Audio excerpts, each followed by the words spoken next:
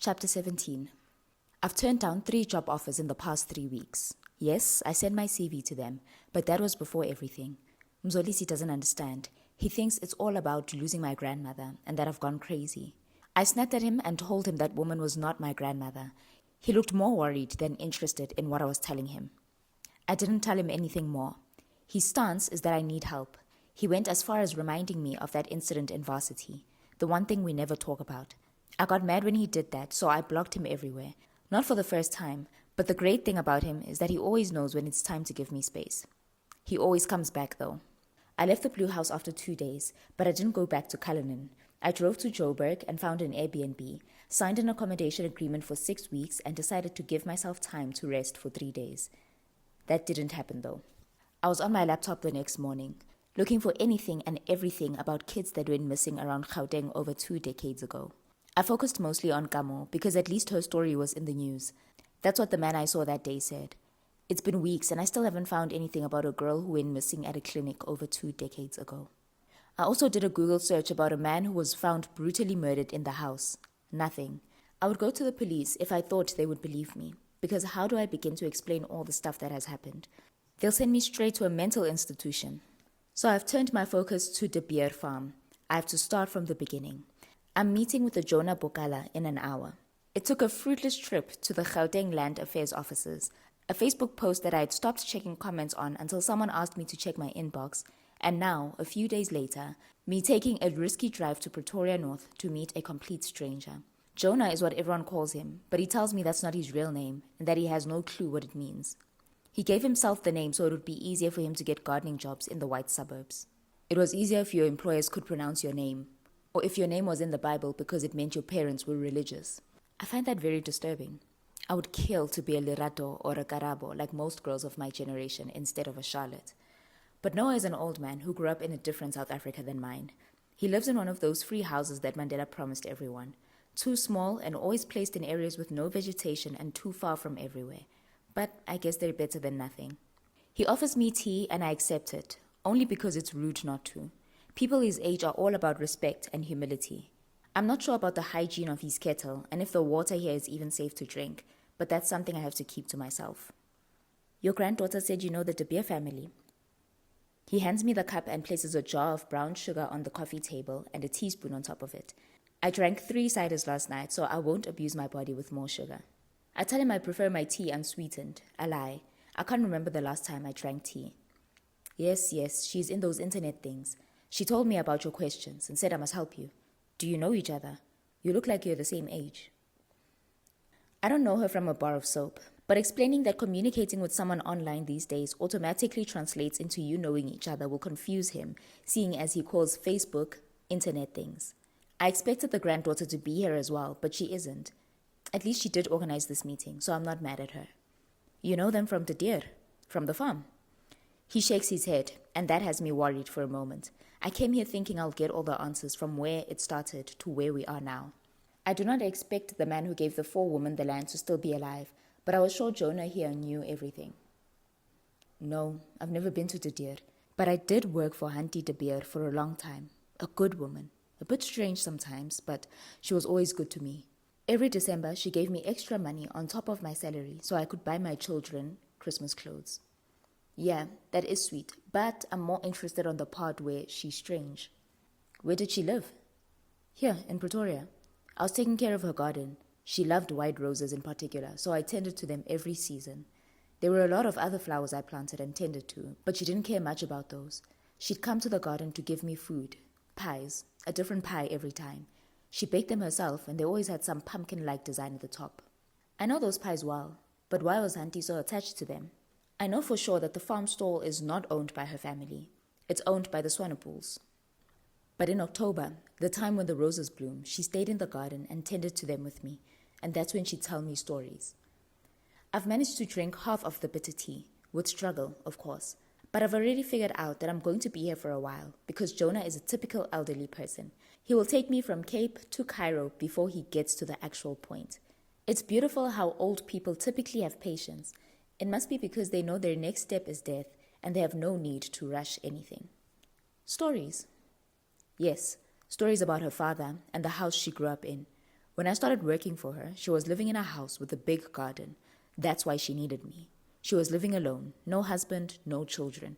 She'd tell me stories about growing up on a farm and being taken care of by some woman because her mother died while giving birth to her. She said when she turned 20, her father bought her the house in Pretoria and then packed and left, leaving the whole farm to the 4 women. She never saw or heard from him after that. That is not how a parent should treat their child. But she wasn't angry about it. She understood. That's what she told me. She said she had been a rebellious girl, and from that when she was 13, she had told her father all the time that she was going to leave as soon as she was old enough to. She never liked Deer. She wanted to see bigger and better places. This story is interesting, but I'd really like him to get to what I came here for. Did she ever tell you what happened to those women, or what their names were? He shakes his head. She never saw them again after her father left her, except one. But she did tell me once that those women were the reason her father left. There was some big dispute about him giving those women land. Other farmers were not happy at all. They went to the courts, and back in those days, black people were not allowed to own land or farms, let alone women. In the end, they kept it though. Auntie said her dad was still paying for their lawyers, wherever he was. Now I understand why someone described it as that crazy story about those 4 women. So Auntie never had children at all. No siblings. Nothing. She was the only one. She didn't even know what her own mother looked like. All she knew was that she died giving birth to her. But there were no photographs of her mother, not even one. It made her want to be alone, and sad, very sad. I'm not sure if I'm getting any help here, but at least some of the things I've heard before are being confirmed. And what about her? How did she die? He frowns at me. She's not dead. They took her away. I was there when they took her. I called the police because she had gone crazy. What? His granddaughter told me the woman was long dead. When? How long has it been since they took her? Years. I had to find another job after that. Do you have a picture of her? He gets up and goes to another room, and I'm left trying to count in my head how old she could be now. If the woman her father gave the land to took care of her as a child, and knowing Seipati was born in 1940, it means Auntie can't be that old. Here, it's just this one, he says, handing me a folded paper. It's not an actual photograph. It's an old newspaper cutout. The tall woman with very black hair and blue eyes is standing next to a young Jonah, holding a huge bunch of white roses. She must have been in her early 30s when the photo was taken. Jonah is smiling. She is not. They are both wearing gardening gloves. The caption says Best Roses in Pretoria and mentions Auntie's name. Jonah is only referred to as the garden boy. She hated having her picture taken. That's why she looks so angry here, he says and laughs. But the postman had spotted the roses in the garden and went yapping about them to everyone. So the newspaper people came. She didn't even want to tell them her name. I'm the one who told them. He looks impressed with himself. If Jonah worked for her for a long time, and he last saw her 6 years ago, if my calculations are correct, she must be in her 60s now. Do you know the name of the place they took her to? To a hospital. I don't remember what it was called. But I know the name of the place she is at now. He stands up and goes to the bedroom again. I have this. She sent me this Christmas card once, and this letter. I have kept it for 23 years. Dear Jonah, I hope you are doing well. I hope your children are doing well. I sold my house. It was a hard decision, and I still miss it, even now. But I'm happy here, and I've decided to stay here for good. I'm not alone here. It is nothing like the place they first took me to. I have my own little house here, with 2 bedrooms and a small garden. I like it, and everyone is very nice. Most of them are old enough to be my parents, but they're still fun. Last month, an old friend came to visit me. She's one of the women who took care of me as a child. Do you remember them? I told you about them. She told me everything about my mother. Yes, she died when I was a baby, and my father buried her on our backyard. I didn't know that. I do not want to burden you with the rest of the details. They are too dark. But know that the people here are helping me with everything. I hope you are still planting beautiful flowers somewhere. Blessings, Hanti. At the right corner of the letter is an address for Woodbank Retirement Village. I've never heard of it, but there are a lot of places like that all over the country.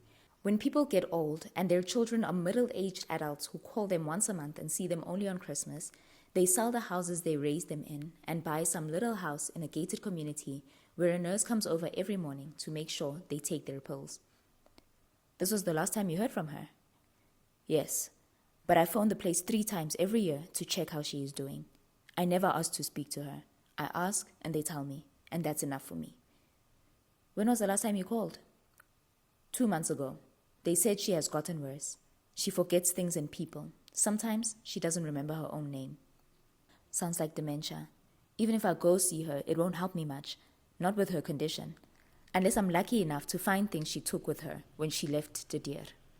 Everybody has that one sentimental thing they can never leave behind, and it's usually deeply connected to their roots. I'm hoping for at least a photograph with the 4 women and why her father vanished. I don't think Jonah knows any more than what he has already told me. He seems to have admired her very much, but I doubt she would have told him more than what she would have wanted him to know. Their relationship sounds like Hanti had no one else to talk to, and Jonah was there, so she offloaded on him, but not enough to give him intimate details about exactly who she is. I thank Jonah for his time and kindness and tell him it's getting late. As he walks me out, it hits me that he did not once ask why I came all the way here to ask him about Hanti. But even if he had, I would not have told him the truth anyway. This will probably be a fruitless exercise, but I will go to Witbank. And before that, I will drive back to De Deer tomorrow. Chapter 18. Witbank is an hour-and-a-half drive from Joburg. I decided that showing up at midday, when people are usually still in a good mood, is a great idea. I spent almost the whole drive structuring the lies I would tell the staff here about needing to see Hanti. I have 3 solid ones, and they all depend on who asks. I didn't call beforehand. I'm just here with a big bunch of white roses and a box of pies that I bought in De Deer yesterday. I was hoping to find the old lady who was there the first time I was at the store, but I found that impatient man whom I assumed was her husband. He was as uninterested in me as the first time we met. I looked around hoping to see Kutulo, but nothing. Jumanji was there though, sitting outside as always. He looked at me like he had never seen me in his life, and then went back to mumbling senseless things to himself. Miss? Zenge. Charlotte Zenge. Saying my name has been the most uncomfortable thing to me ever since I watched my grandmother entering that room. Are you a relative to Mr. Beer? I'm sorry, I have to ask for the sake of her safety. In what universe would I be related to a woman with straight hair and blue eyes? I almost roll my eyes, but I can't afford to be a bitch right now. What I need is to be a convincing liar. No, we're not blood related, but my father worked for her for a long time. They kept in touch since she came here, and he recently found out she's not doing well. So he asked me to bring her these. They might help her with her memory. I'm showing her the bunch of roses and the pies. They are the 2 things she loves the most in the world. She's still a bit skeptical. Does she know you? Sigh. Even if she did know me, she wouldn't remember me. She has dementia, for crying out loud. Growing up, I was like a daughter to her. But, since we were made aware of her condition, it might be different now. I'm doing this for my father. He would have come himself, but he isn't well too. I'm relieved when she tells me to sign the visitor's register and wait on the couch. This is a residential complex, but it's run like some low-key prison. I think maybe I should consider having kids so I don't end up in a place like this when I'm old and senile. You can follow me. It's a man this time, in some uniform. As we ride in a golf cart down a narrow street lined with identical houses, I can't help thinking to myself, so many abandoned old people. But that's definitely not accurate. I'm just one of those negative energy people these days. The man leaves me at the door and drives off. I didn't prepare anything about who I was going to introduce myself as when she opens the door, so I kind of freeze when I see her in front of me. She grins at me and I follow her inside. Her hair is not black anymore. It is completely white and very long. She looks like someone who would play a frigid villain in a movie about a toxic mother. Her eyes are on the roses I'm still holding. Pumi, you know you're not supposed to bring the roses inside. Why are you bringing the roses inside? She asks. She looks shocked and angry. I'm still standing, waiting to greet or be greeted. Hello, Auntie. I'm Charlotte. She blinks a few times, hurriedly walks to the kitchen and pulls out a white flower vase from the bottom cupboard.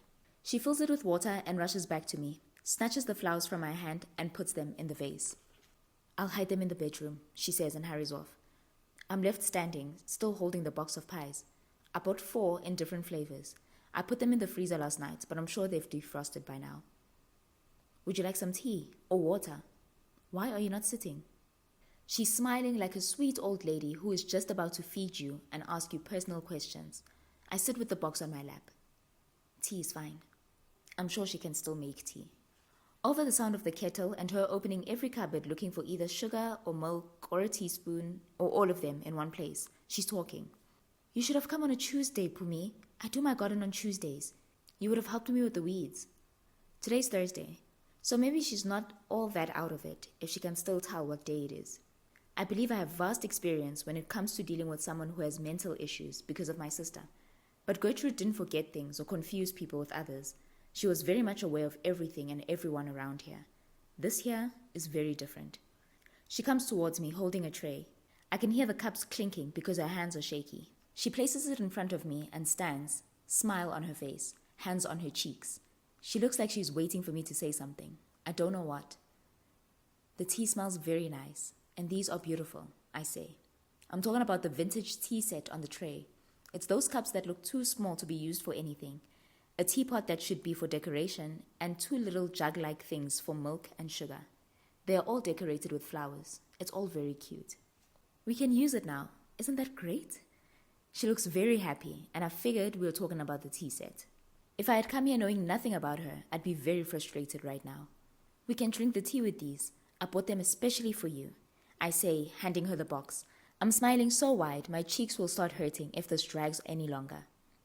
I thought I smelled pie, she says, and takes the box from me. She picks them one by one and sniffs them. This is black pepper mutton. This is steak and kidney. This is chicken and peas. This is spinach and cheese.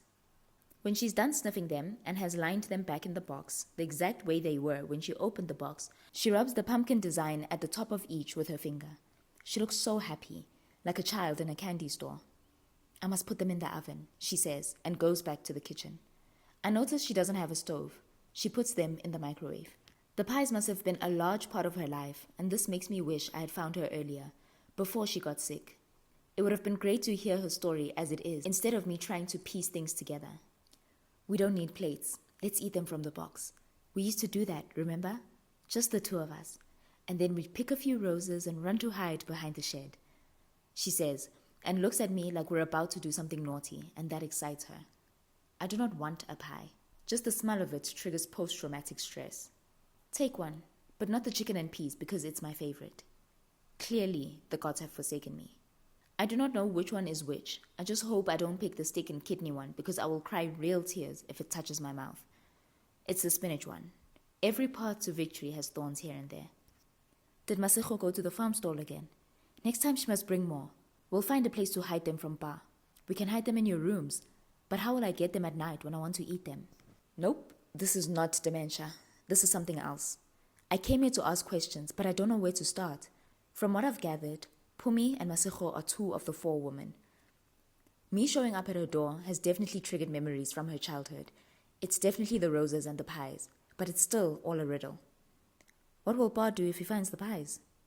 She stops chewing and looks at me, alarmed. Don't you remember what he did last time, when he found the roses in the house? I can't say no. It might confuse her. You don't? He said he was going to call the police and they were going to arrest all of you, and that you were never going to get out of jail after that. He said your job was to clean the house. Masego's job was to write down the names of the people who worked on the farm every morning and give them their money every month. Gloria cooked and ironed his clothes, and sometimes he made her sleep in his room. She didn't like that. Don't you remember? So Gloria was the third woman. I should have bought a notebook. No, in fact, I should be recording this with my phone. But it's too late now. If I take it out of my purse, it could distract her and maybe take her to a different place. I was still little then, but I remember because it was scary. I cried because I didn't want him to send you all away, so he didn't call the police. Oh, I remember now. You cried so much. You loved us so much. She raises her eyebrows at me. No, I didn't want new maids. Pa told me it was safer to have the same maids forever, because if we got new ones, they might try to kill us. He said all black people wanted to kill us, but I knew you weren't going to kill us. You loved me, all four of you. I didn't have to love you. Pa said it would be a sin if I did. I feel my armpits itching and my hands shaking. I'm glad I didn't live in those times, but I'm talking to a child. I understand that. A child who could snap out of it at any moment and switch back to being an elderly person. I can't afford that, not until I get as much information from her as possible. Pa was right. We loved you very much. Yes, you did. That's why you never left me. And you don't call him Ba, you call him Mr. De Beer, she says. I see. She's eaten 2 whole pies, and now her whole dress is covered in dry pastry crumbs. I almost say something about Jonah, but it immediately clicks that it may take her to Pretoria, and I want her to stay in De Deer. Mr. De Beer wasn't a bad man. He gave us his whole farm. We have our own houses now. I might as well be Pumi that she believes I am. She looks like she's thinking hard about something, and for a moment there, I think I'm going to lose her. But she snaps back and smirks at me. You were always the nicest one, Pumi, even when I was older. Ba was not nice, not even to me. He treated me like I was not there. But he always made sure that you took care of me. He never even fetched me from school, remember? You came to fetch me all the time, and we always walked straight home. I nod and say no more. He wasn't a good man. The only reason he gave you all the farm was because he threatened to call the police on you again, and Gloria told him she knew why he didn't want anyone to pick the white roses. She said she knew what was buried under the rose patch. Huh? What was buried under the rose patch, Auntie? Since when do you call me Auntie? You call me Honey Bunch. That's the name I like. I smile and tell her she'll always be my honey bunch, although I don't understand why anyone would want to be called that. What was buried under the patch, Honey Bunch? She walks back to the kitchen to switch on the kettle again. I guess that means more tea for us. I don't deserve any of this. So Auntie Patty didn't tell you? My stomach turns. The name I've been waiting to hear. I called her aunt because she was older and she had a son. I only met him once. He came looking for her, but she told him to leave before Ba came back. What was her son's name? I don't remember. It was one of those African names. She never talked about him. I'm going to need her to snap out of it and tell me more about Seipati. But instead, she's pouring me tea and asking me if I want biscuits. I've just eaten a whole damn spinach pie. She came here a long time ago. I had just started living here, and she was my first and last visitor. Until now, of course. She said she was here to tell me the truth about my mother. She said Ba didn't want anyone picking the white roses because my mother was buried under them. That she didn't die giving birth to me. He killed her and buried her there. I was 2 months old when all of that happened. That's what she told me. That's when she arrived to work in the house, to take care of me. Ba found her at the clinic with her baby. She was breastfeeding her baby, a boy, when Ba approached her. So Ba asked her to come work for him, for a lot of money. But he told her not to bring her baby boy to the house with her. So she left the boy at her home and came to live with us. She breastfed me her baby's milk until I could walk. The others came after that, but they were all younger than her, and they didn't have to breastfeed anyone. They had other jobs. That is sick as fuck. She told me about her son, that he grew up to be an evil man, that he locked some girls under her house and did despicable things to him. One of them was your daughter, Pumi. That's what she told me. When did you have a daughter? Aunt Seipati found the girls under the house and took them. She said she was going to raise them. Every bone in my body has gone cold. I would scream out loud if I didn't feel like something is pressing me on my chest. Do you want more tea? She asks. I shake my head slowly. Seipati is my grandmother. Aunt Seipati was crying the whole time. I felt really bad. I sold my house and gave her all the money, and some of the money Pa left me. She said she was going to use the money to buy a house far away. I'm going to live here until I die. I love it here. I can't speak, but even if I could, I wouldn't know what to say. There's a knock on the door, and for whatever reason, I get up and rush to answer it. It's a nurse. Ma'am, it's time for Miss De Beer's lunch and medication. She'll have to sleep after that. I've been here for 2 hours. She's holding a tray and a small satch bag.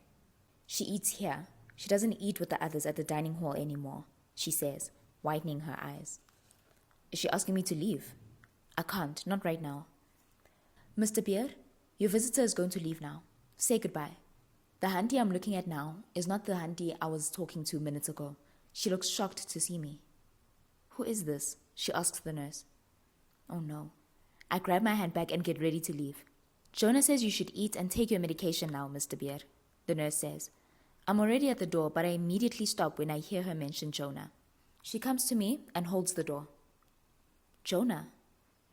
Long story. She has this imaginary man called Jonah that she talks about all the time. Every time she gives us problems, we tell her that Jonah says she should do this or that. She says he's the love of her life. The nurse tells me in almost a whisper. I want to say something, but she says goodbye and closes the door. I don't think Jonah knows that Hanti was in love with him.